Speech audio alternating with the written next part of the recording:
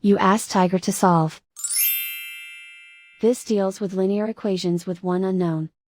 The final result is x equals -2. Let's solve it step by step. Simplify the expression. Group like terms. Simplify the arithmetic.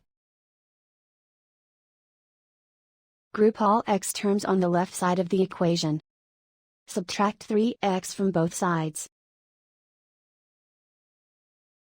Group like terms. Simplify the arithmetic. Group like terms. Simplify the arithmetic.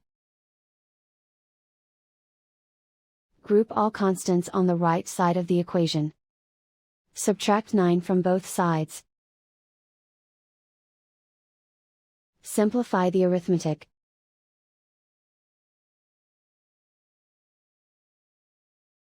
Isolate the x. Divide both sides by 3. Simplify the fraction.